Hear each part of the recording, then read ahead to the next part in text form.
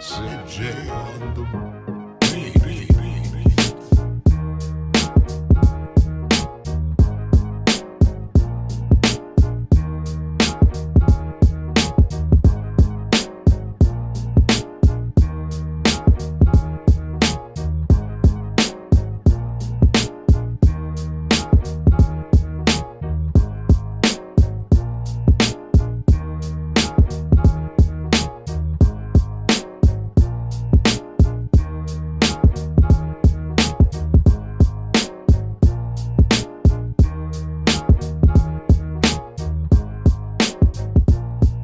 What I wanted to also ask you is, so we talked about how psychiatrists and psychologists, mental health professionals themselves also need um, mental health care.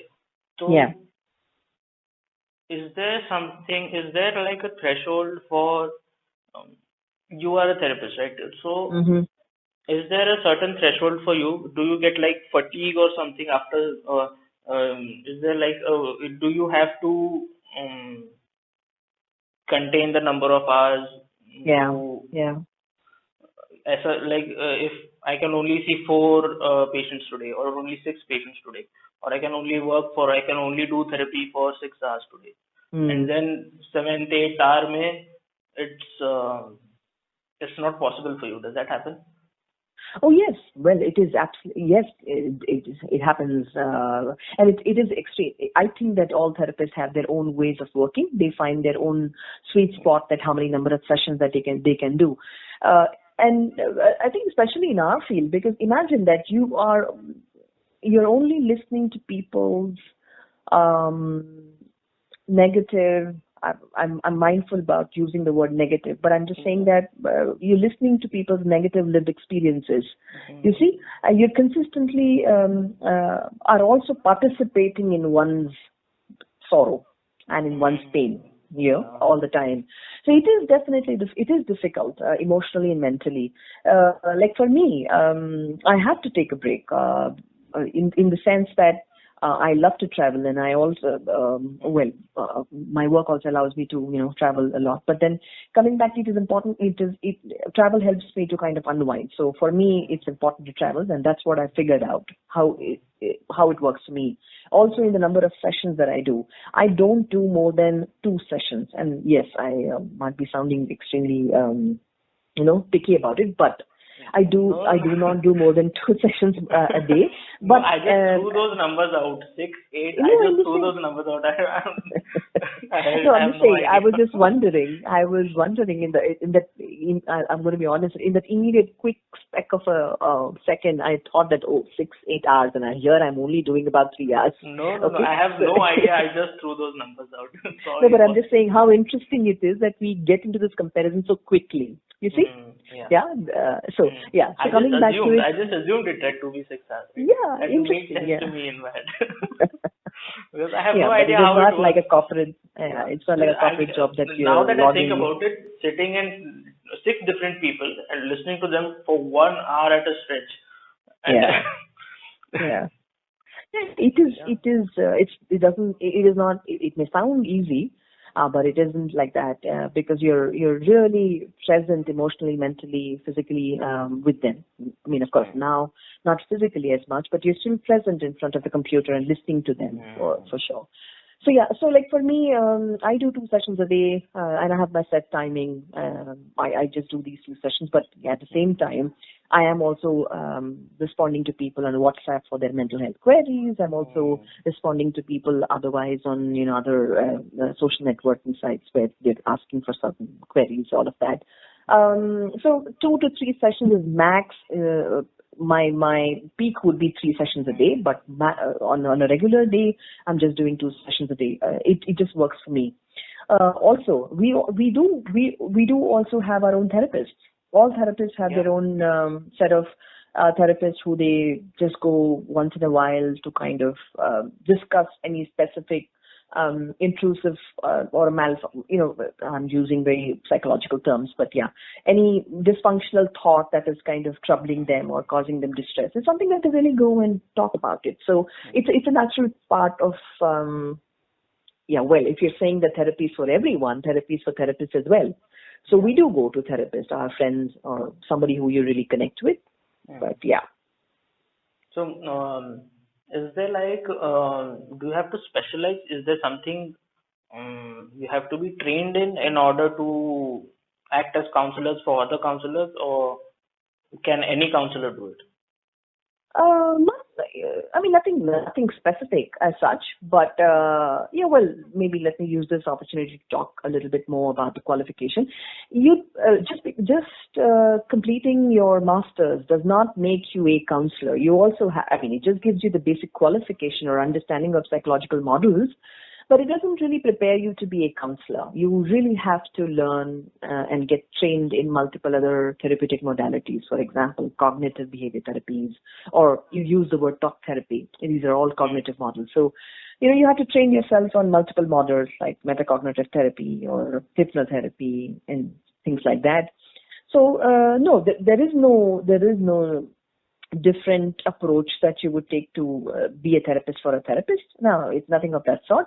I think it's just about more like a supervisor. So all of us have our own supervisors, or we all have our own mentors and coach in our own lives that we go and connect with, who are, of course, psychologically trained. So not necessarily. To keep it short and answer your query, no, there is no specific requirement for that as such. All right. Yeah. So, one last thing that I can't get out of my mind is I wanted to talk about recently I read about postpartum depression. Women are at a risk of depression for a few months or weeks after delivering a baby. And later on in life, that can increase the risk of, I don't want to use the wrong word, the regular kind of depression. Years later, it could there's a greater risk of being depressed later on also if you have postpartum depression. Yes. Yeah. Yes. So yes, PTD is very, very, very common. I mean, just to quote at the top of the recall, 10 million cases are every single year in India. Women go through postpartum depression. So that's the number of cases. It's so very common, is what I'm trying to say. The symptoms are usual. The typical symptoms of insomnia or loss of appetite, or intense irritability, and also intense hopelessness. Okay, of course, this is being caused because of the hormonal changes and the other biological changes that the woman's body is going through. So all of this is extremely common, and unfortunately, not every woman is really understands that she is going through a postpartum depression. Yeah, it's so very common for that matter. And just connecting to this, another statistics which says that if one individual gets depression once, there is a 50% of chance that they might get it the second time. And when they get it the second time, there's a 100% chance that they may get it again, and it's more like a reoccurring episode. Well, there is nothing, I'm not just trying to create any scare, but I'm just saying that this is how it is. No, we need to be scared because we are not. If it was okay, and if people were recognizing this as a problem and doing the right thing and getting the right help, then it's okay. Okay, don't be scared. But then because we are not doing that, that's what's scaring me. That's why I'm scared, because we are not doing anything. Not because it's happening, but because we are not doing anything about it. Right. Yeah. I think more than scared, we all of us need to be more aware and more educated about some of these issues, which are so very common. And yes, imagine that a person, a woman, is going through the depressive episodes, and how is she going to take care of a child? The inability to connect with or inability to bond with the infant or the newborn is going to be impacted because of her mental health condition. And then imagine how it's going to have an impact on the child's upbringing as well, and herself not being able to take care of her own health for that matter. So it's extremely common. It needs to be dealt with But I also want to say at the same time that the at least the urban spaces, the new mothers are aware about something called there is something called postpartum depression. PPD is very well there. So a lot of women do know now. But just responding to your question is extremely common, very, very common. And yes, not many know about it, but as I said, things are changing. The treatment for postpartum again could be antidepressants, or could be psychotherapy. Either of these could be used as a treatment for postpartum depression. It's very scary also, because the people around the woman, if they don't understand what is going on, first of all, it's going to be always, you just had a baby. Good news. It's a good thing. So people are expecting you to be happy. People are expecting you to be cheerful, and people are expecting you to be loving, and Yeah. But and you are doing the exact opposite. So yes. the people It's treat true. you Very differently. true. They behave differently with you. Yeah, absolutely true. I mean, that's such a wonderful insight that you shared.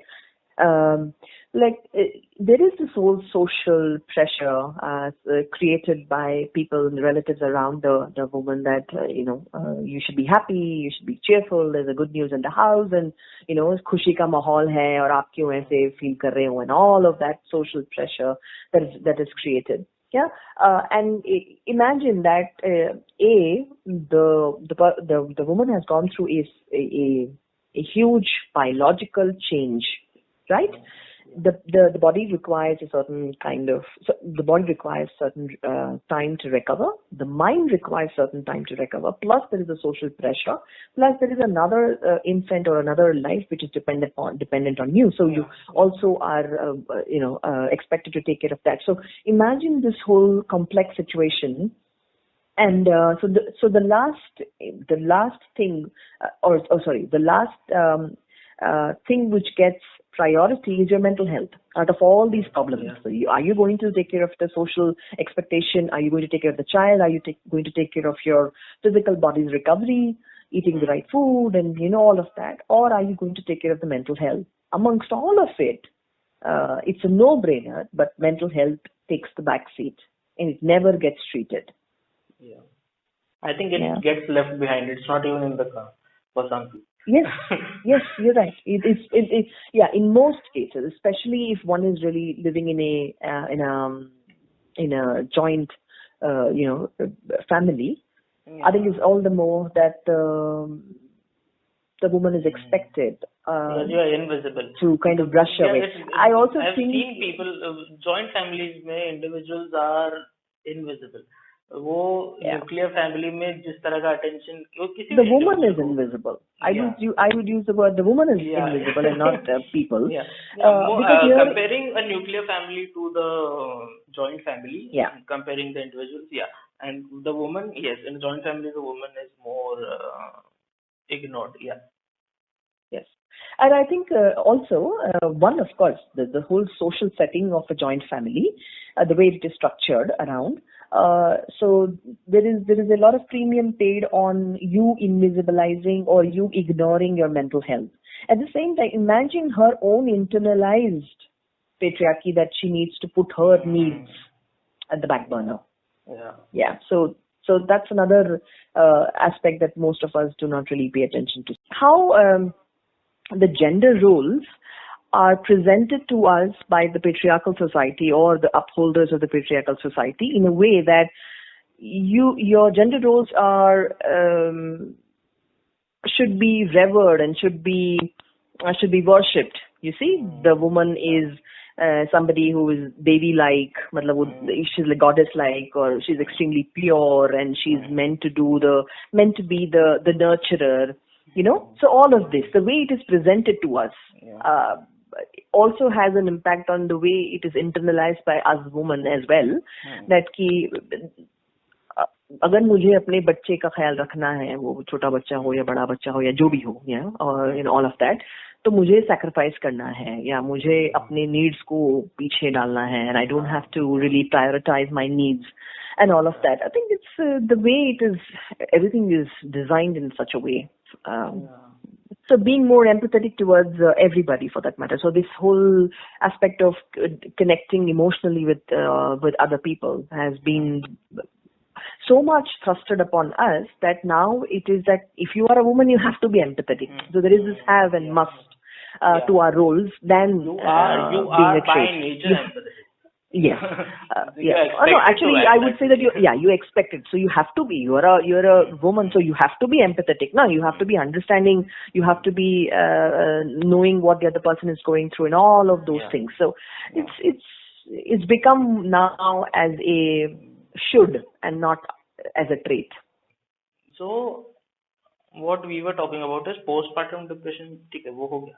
But then even before that, there's a lot of hormonal ups and downs going on, starting from the conception itself and to the delivery. Yes. Or even before delivery, जब वो conceive करना है आपको, that getting the timing right and ये सब चीजें, there's also some anxiety, if I'm not wrong, there's some anxiety associated with conception as well. Because you have to know when what your cycle is, or how your hormones are doing, and then you have to plan accordingly. And if you miss that date, then it gets very, because it's very it's planned.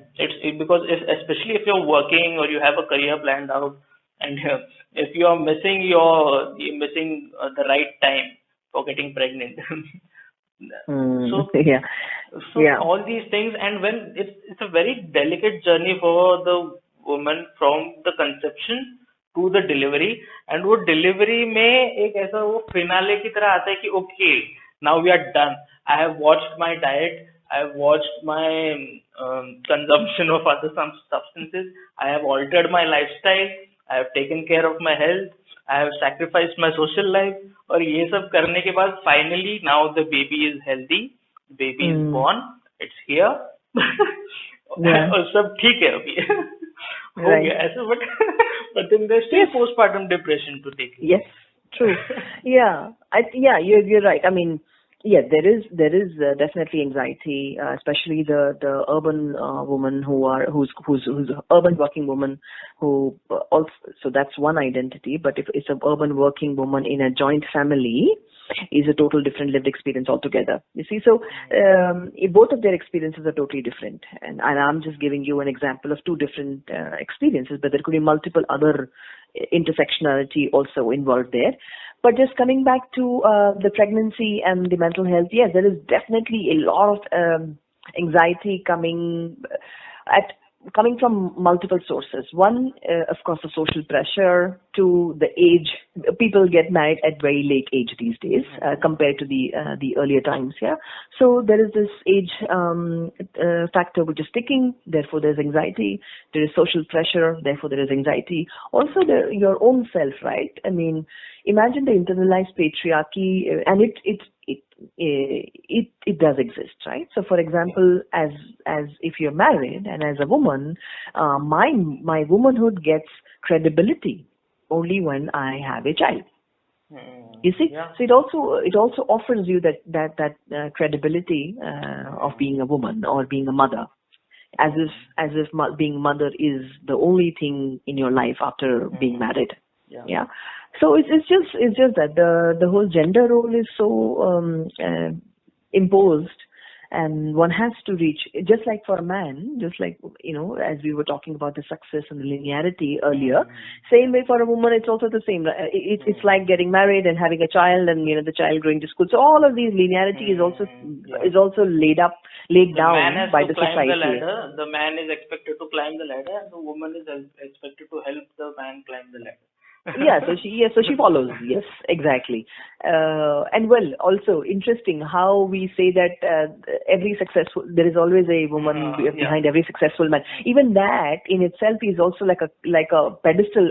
It's like given to you as as a quote is kind of brainwashed into you that this is what your role is. You have to make a man successful. And if you've not made the man successful, you've not been a great wife. You see how we create, or that's why I was saying that the way it is presented to you in a very flowery manner, that your role should be revered. You should be revered as a woman and all of that. So coming back to there is anxiety and there is depression also, even before, during the pregnancy, or even during starting from the conception, all the way through the delivery, and of course there could be postpartum as well. So yeah.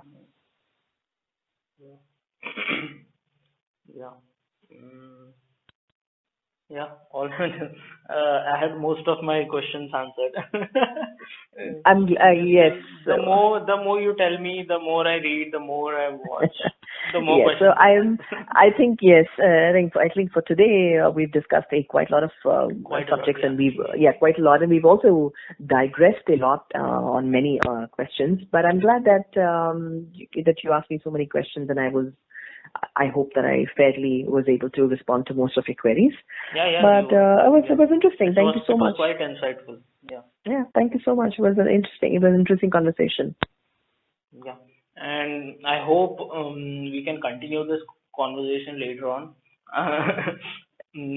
And I already have some questions, and I'm sure I'm going to have even more questions. And for those who want to,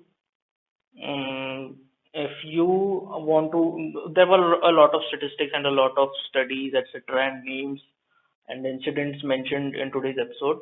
What I have started doing is I have started a new Twitter account where I share links and photos and videos and music to whatever has been referred to in the episode.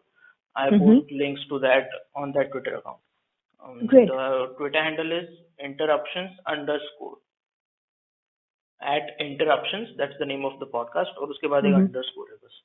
Okay. And as soon as this episode is up, वो बाकी का content भी आएगा. पहले के episodes का आ चुका है, last episode का नहीं है, उसका अभी कर रहा हूँ मैं, और इस episode का आ जाएगा, तो फिर you can refer to it, you can share it.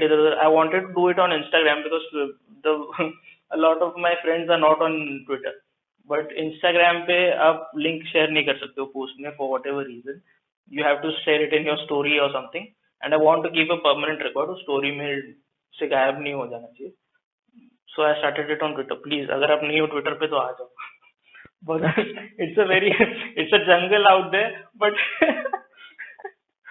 still, if you want to, So as a last note, would you like to add something? Well, as I said, it's a very interesting conversation. Thank you so much for the opportunity. The only thing that I really want to tell people is therapy is for everyone. You don't have to have a psychiatric or a clinical disorder to reach out to a psychiatrist or a mental health professional. Seek help. There is absolutely no. It's not a sign of weakness. Reach out to people, reach out to therapists whenever you need it. So that's about it. That's what I wanted to share. And you have a website as well. Yes, I have my website. I'm also present on Twitter. So my Twitter handle is Urban Shrink. It's URBANSHRINK. You can reach out to me on Twitter. I'm also on Instagram. Yes, you can reach out to me on LinkedIn. Either all the platforms are available except for Facebook. I'm there on everyone. All right. Okay. Yeah. So that was Lakshmi Sreenivasan. And we had a great conversation, and I hope we can have another one soon and another one after that, because I'm sure I'm going to have questions. All right. All right. Thank you. Okay. Thank you so much. All right. Thank you so much.